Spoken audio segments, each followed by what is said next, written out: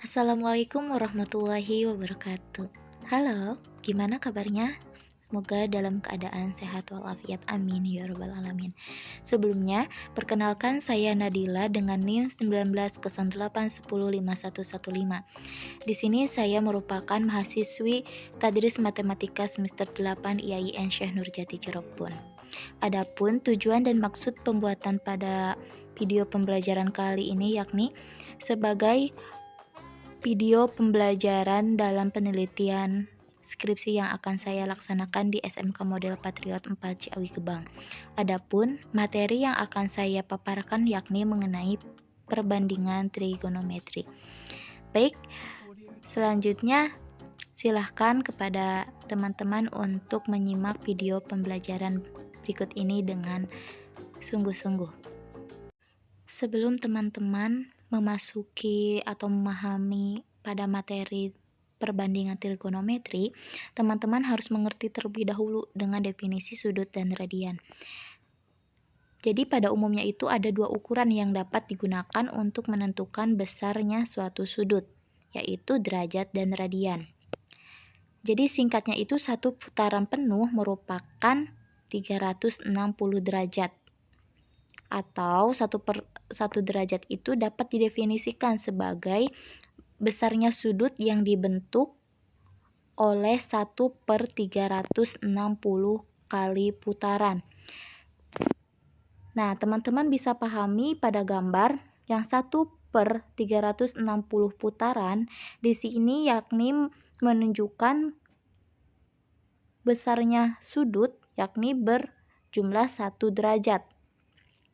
Gambar yang di sampingnya 1/4 putaran, artinya 1/4 dikali 360 derajat. Kenapa 360 derajat, Bu? Karena dalam satu putaran penuh itu berjumlah 360 derajat. Maka 1/4 dikali 360 derajat adalah 90 derajat. Jadi untuk gambar yang kedua bernilai 90 derajat. Untuk gambar yang ketiga, diketahui 1/2 putaran. Ada yang bisa menjumlahkan berapa besar sudut dari gambar yang kedua? Ya, langkahnya sama dengan yang gambar yang kedua, yakni 1/2 putaran dikali 360 derajat, karena dalam satu putaran penuh bernilai 360 derajat. 1/2 dikali 360 derajat bernilai 180 derajat. Perlu teman-teman ingat bahwa 180 derajat gambarnya adalah seperti gambar nomor 3. Selanjutnya, gambar yang keempat yaitu menunjukkan satu putaran penuh. Seperti definisi yang tadi di atas, bahwa satu putaran penuh itu besar sudutnya atau besaran sudutnya yakni 360 derajat. Baik, selanjutnya mengenai konversi derajat ke radian dan radian ke derajat. Sebelum memahami konversi derajat ke radian dan radian ke derajat, kalian perlu mengetahui bahwa hubungan satuan derajat dengan satuan radian adalah satu putaran penuh sama dengan 2 pi radian. Nah, sehingga berlaku 360 derajat sama dengan 2 pi radian. Atau 1 derajat sama dengan pi/180 derajat. Sama dengan atau setara dengan 57,3 derajat. Dapat disimpulkan, yang pertama konversi X derajat ke radian dengan mengalihkan X atau besarnya suatu derajat dikali pi/180 derajat. Misalnya, diketahui 45 derajat sama dengan titik-titik radian. Kalian bisa menjumlahkannya seperti ini. 45 derajat dikali dalam kurung pi/180 derajat. radian sama dengan kalian fokus ke angka 45 derajat dengan 180 derajat. 45 derajat dibagi 45 derajat nilainya 1. 180 derajat dibagi 45 derajat bernilai 4. Maka 45 derajat dikali pi per 180 radian. 45 derajat dikali pi per 180 derajat dikali radian sama dengan pi per 4 radian.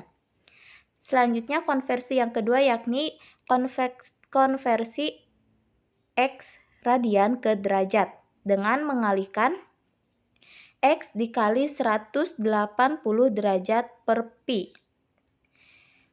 Jika yang dari derajat ke radian itu mengalihkan X dengan pi per 180 derajat, maka konversi X radian ke derajat yaitu sebaliknya dengan mengalihkan X dikali 180 derajat per V.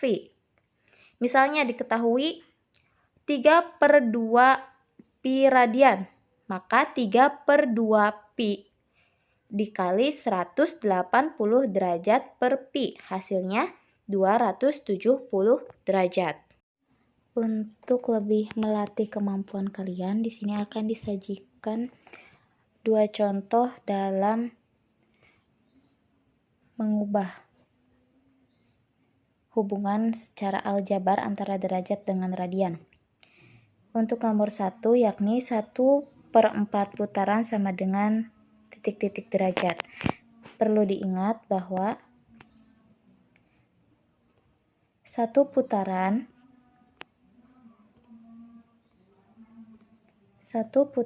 sama dengan 360 derajat. Maka 1 per 4 putaran dikali 360 derajat. 360 dibagi 4 menghasilkan 90 derajat. Jadi untuk nomor 1 hasilnya adalah 90 derajat. Sekarang lanjut ke soal nomor 2. Soal nomor 2 yakni 1 per 3 putaran sama dengan berapa derajat?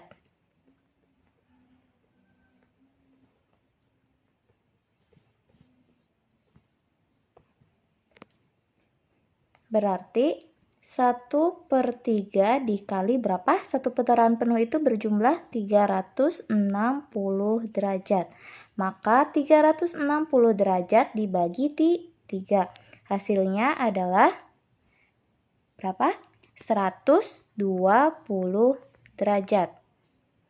Sampai sini bisa dipahami?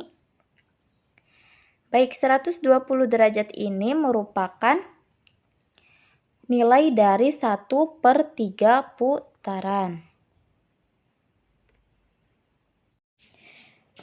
Untuk selanjutnya akan dijelaskan ulang mengenai konversi derajat ke radian dan radian ke derajat. Yang pertama ada konversi derajat ke radian. Misalkan 45 derajat sama dengan titik-titik radian.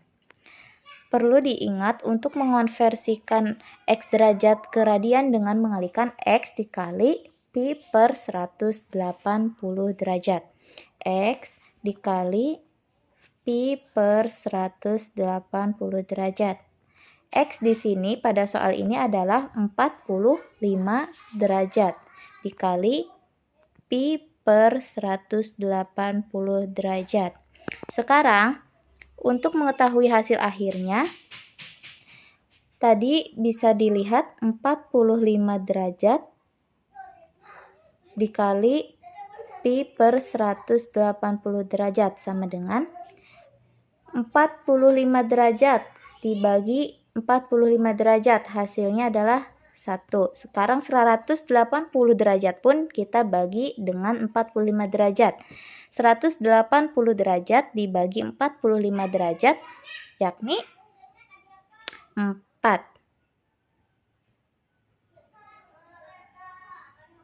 4. Jangan lupa bahwa di sini kita masih punya V. Kita tuliskan ulang pi. Maka didapat 1 dikali pi per 4. Karena dalam matematika 1 boleh ditulis ataupun tidak, maka kita bisa menuliskan ulang dengan jawaban seperti berikut. Pi per 4.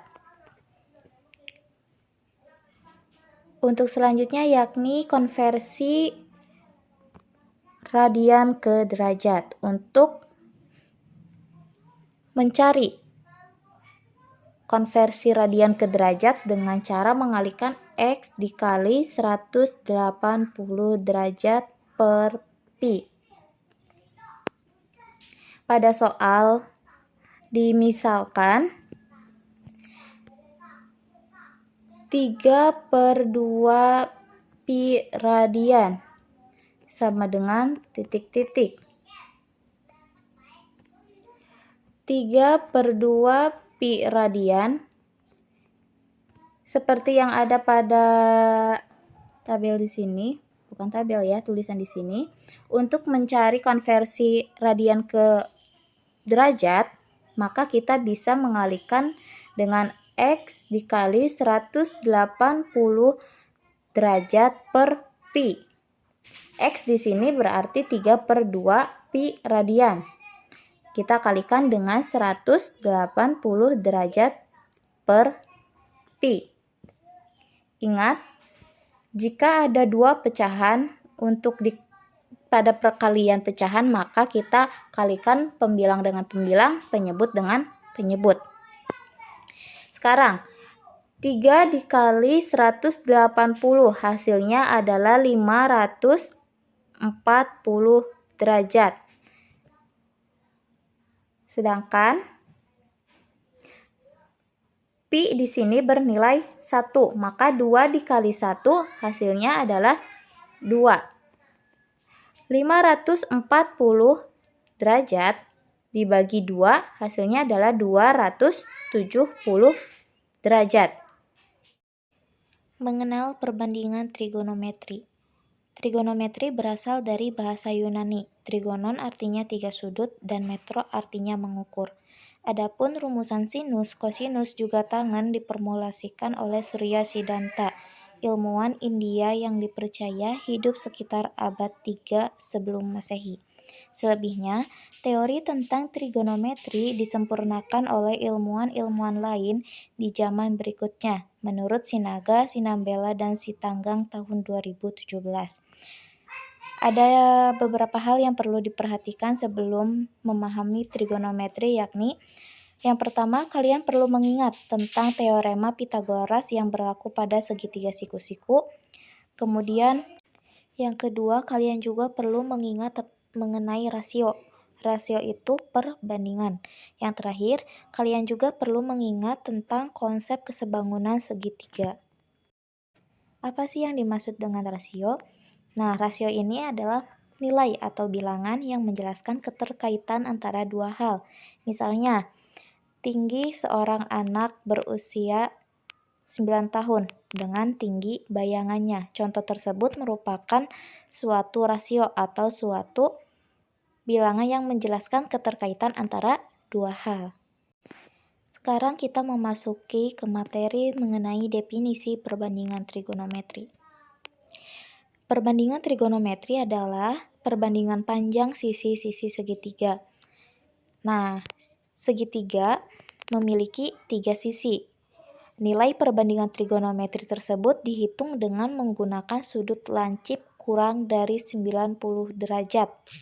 Agar memudahkan perhitungan, maka digunakan sudut siku-siku dengan menggunakan teorema Pythagoras. Selanjutnya, penamaan sisi segitiga siku-siku. Seperti yang kalian lihat, terdapat 3 buah gambar, yang menunjukkan masing-masing sisi yang terdapat pada segitiga siku-siku. Untuk gambar yang pertama, kalian lihat tanda arah panah dan garis yang lebih tebal dibandingkan dengan garis pada sisi yang lainnya. Garis yang ditunjuk oleh garis panah merupakan sisi depan segitiga siku-siku atau dapat didefinisikan dengan sisi yang berada tepat di seberang sudut theta. Gambar yang kedua menunjukkan sisi samping seperti yang ditunjukkan oleh arah panah dengan definisi sisi yang berada di samping sudut theta. Sekarang gambar yang ketiga, sisi miring atau sering disebut dengan hipotenusa, yakni sisi yang berada di seberang sudut siku-siku. Kalian bisa fokus pada masing-masing garis yang lebih tebal dibandingkan dengan yang lainnya, seperti gambar pada nomor 3. Sisi yang lebih tebalnya yakni seperti ada pada seberang sudut siku-siku dari segitiga tersebut. Maka sisi tersebut disebut dengan sisi miring atau hipotenusa. Selanjutnya, hubungan perbandingan sudut lancip dengan panjang sisi-sisi suatu segitiga siku-siku. Seperti yang kalian lihat, terdapat sebuah gambar segitiga siku-siku ABC. Terdapat 6 hubungan dalam segitiga siku-siku. Yang pertama, sinus C didefinisikan sebagai perbandingan panjang sisi depan sudut dengan sisi miring segitiga. Ditulis sin C atau sinus C sama dengan sisi di depan sudut per sisi miring segitiga.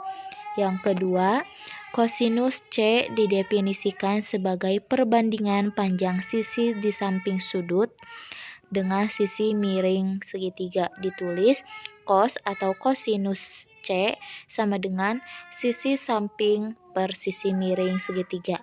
Yang ketiga, ada tangen C didefinisikan sebagai perbandingan panjang sisi di depan sudut dengan sisi di samping sudut. Ditulis tan atau tangen C sama dengan sisi di depan sudut per sisi di samping sudut. Selanjutnya yaitu kosekan C didefinisikan sebagai perbandingan panjang sisi miring segitiga dengan sisi di depan sudut. Ditulis CSC, itu simbol ya, dibacanya kosekan C sama dengan sisi miring segitiga per sisi di depan sudut. Atau kosekan C sama dengan 1 per sinus C. Yang kelima ada sekan C didefinisikan sebagai perbandingan panjang sisi miring segitiga dengan sisi di samping sudut. Ditulis sekan C sama dengan sisi miring segitiga per sisi di depan sudut. Atau itu maksudnya sek ya, SEC bukan EEV, itu tipe. Sekan C sama dengan 1 per kosinus C. Yang keenam, cotangan, itu bukan kontangan tapi cotangan, itu tipe.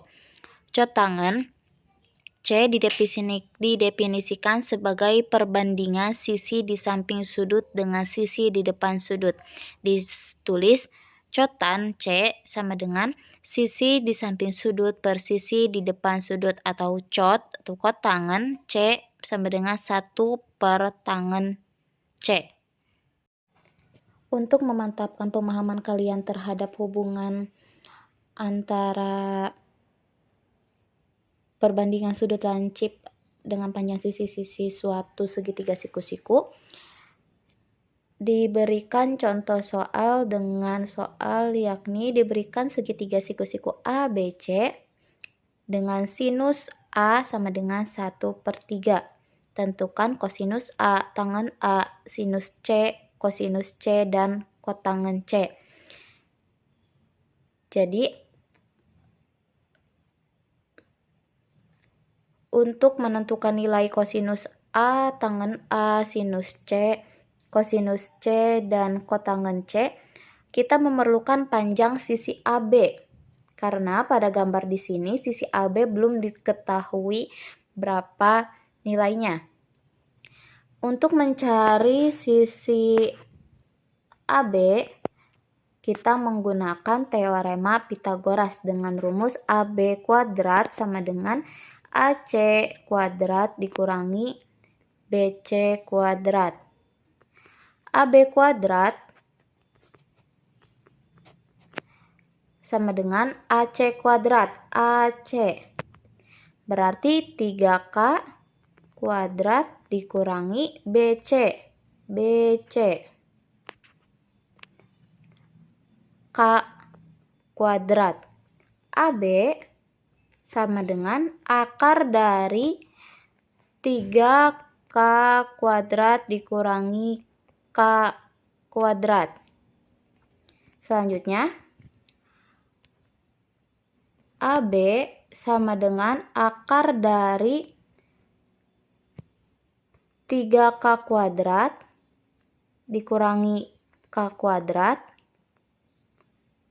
Kalian bisa lihat 3 kuadrat artinya adalah 9. K dikali K kuadrat artinya K kuadrat. Seperti ini. Sekarang, jangan lupa bahwa di sini adalah dalam bentuk akar. 9K kuadrat dikurangi K kuadrat.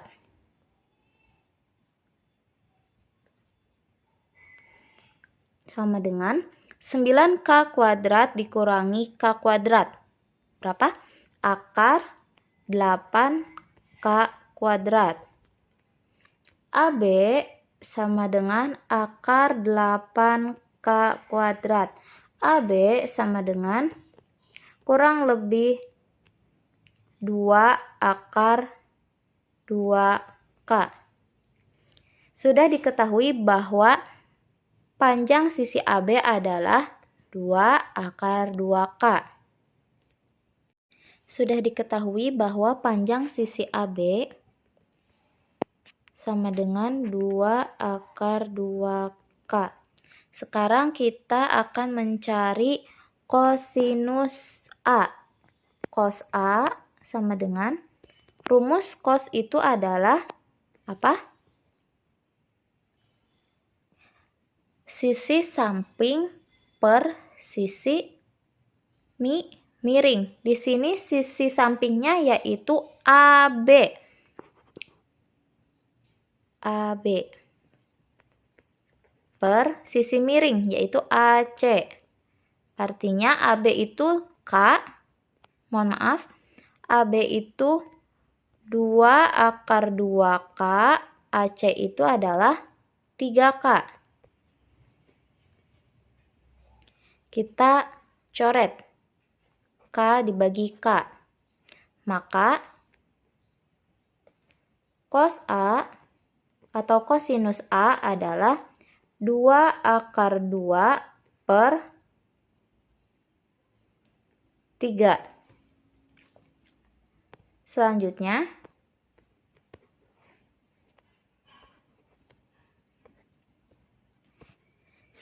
kita akan mencari tangan A dengan rumus sisi depan per sisi samping. Sisi depan berarti sisi BC per sisi samping yaitu AB.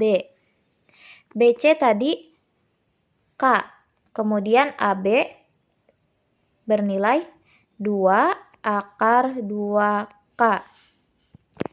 Tan A sama dengan K per 2 akar 2K. Untuk menyelesaikan soal ini kita akan menggunakan perkalian sekawan yaitu dengan akar 2.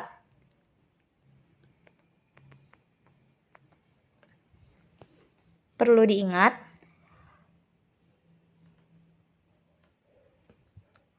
K di sini sebagai 1.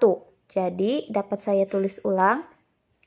1 per 2 akar 2 dikali 2 per akar 2. Maksudnya 2 akar 2 per akar 2. Tan A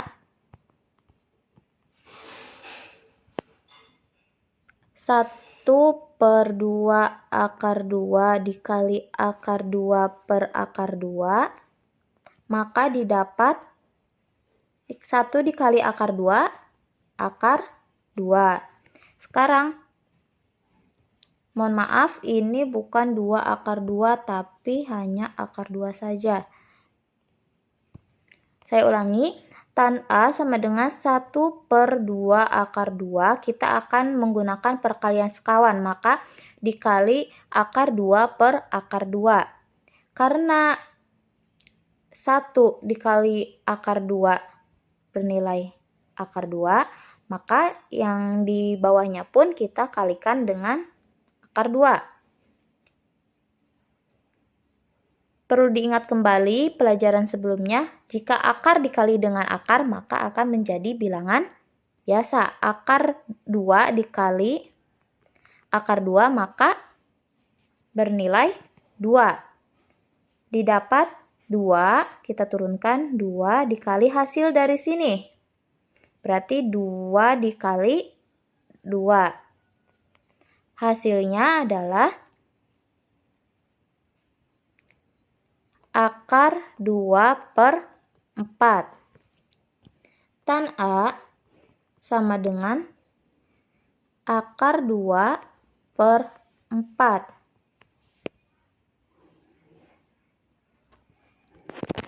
Jika kita bisa lihat, sekali lagi, dalam matematika, angka 1 itu boleh dituliskan ataupun tidak. Di sini, akar 2 di sini aslinya jika dituliskan akan seperti ini, 1 akar 2 per berapa? 4. Jadi nilai tangen A adalah 1/4 akar 2. Jelas? Untuk mencari sinus C, kosinus C, dan kotangen C, silahkan kalian berlatih dengan pemahaman kalian sendiri. Yang selanjutnya adalah nilai perbandingan trigonometri untuk sudut-sudut istimewa. Dalam perbandingan trigonometri terdapat 6 nilai perbandingan, yaitu sinus, kosinus, tangen, kosekan, sekan, dan kotangen. Seperti yang ada pada tabel berikut ini. Silakan kalian simak dengan baik, pahami dengan baik, karena tabel ini bisa menjadi panduan untuk kalian dalam mengerjakan soal-soal mengenai perbandingan trigonometri. Sumber referensi yang saya gunakan pada materi perbandingan trigonometri kali ini yakni bersumber dari buku matematika yang ditulis oleh Diki Susanto tahun 2021 dan Sinaga B. Sinambela PN dan Sitanggang tahun 2017. Baik, mungkin itu saja materi yang dapat saya paparkan. Semoga teman-teman sekalian dapat memahami sedikit ataupun lebih dari apa yang saya sampaikan. Semoga bisa menjadi suatu penyemangat bahwa mata pelajaran matematika itu bukan sulit, tapi mindset kalian yang harus diubah. Terima kasih telah memperhatikan dengan seksama video pembelajaran kali ini. Saya tutup. Wabillahi taufiq wal hidayah. Wassalamualaikum warahmatullahi wabarakatuh.